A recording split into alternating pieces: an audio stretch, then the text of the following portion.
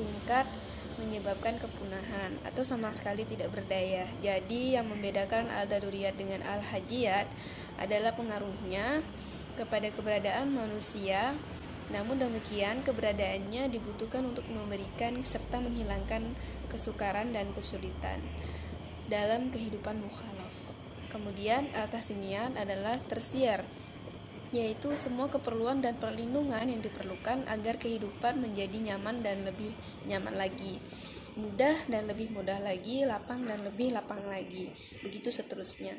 Dengan istilah lain, adalah keperluan yang dibutuhkan manusia agar kehidupan mereka berada dalam kemudahan, kenyamanan, dan kelapangan. Kemudian contoh perkara dari masalah daruriyat, hajat dan tahsiniyat. Yang pertama masalah daruriyat, yaitu kemaslahatan yang keberadaannya sangat dibutuhkan dalam kehidupan manusia.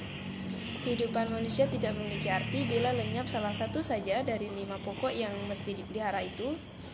Segala usaha yang menjamin terpeliharanya 5 pokok itu adalah maslahat dalam tingkat daruri.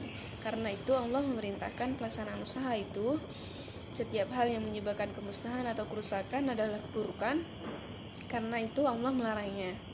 Dengan demikian Allah melarang murtad untuk memelihara agama, melarang membunuh untuk memelihara jiwa, melarang zina untuk memelihara keturunan, dan melarang mencuri untuk memelihara harta.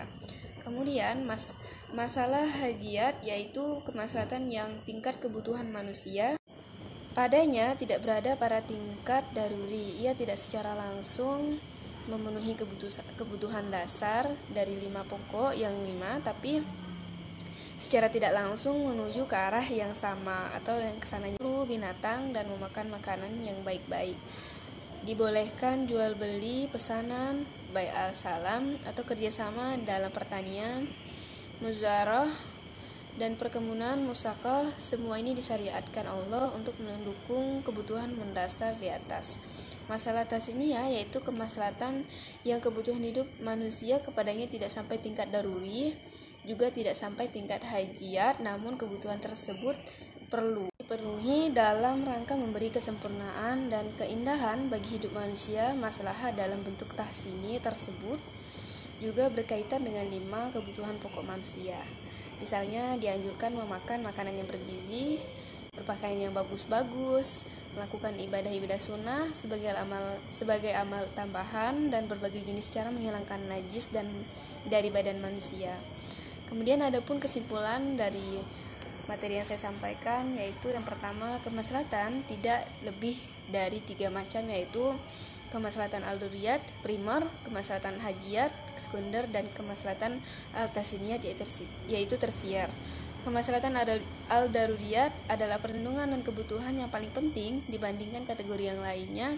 Bila tingkat kebutuhan ini tidak terpenuhi, maka akan terancam keselamatan umat manusia dan bahkan bisa terjadinya kepunahan.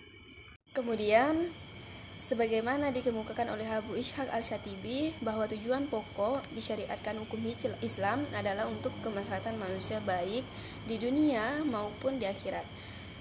Kemudian Abu Ishaq al-Shatibi melaporkan hasil penelitian para ulama terhadap ayat-ayat Al-Quran dan sunnah Rasulullah bahwa hukum-hukum disyariatkan Allah untuk mewujudkan kemaslahatan umat manusia baik di dunia maupun di akhirat.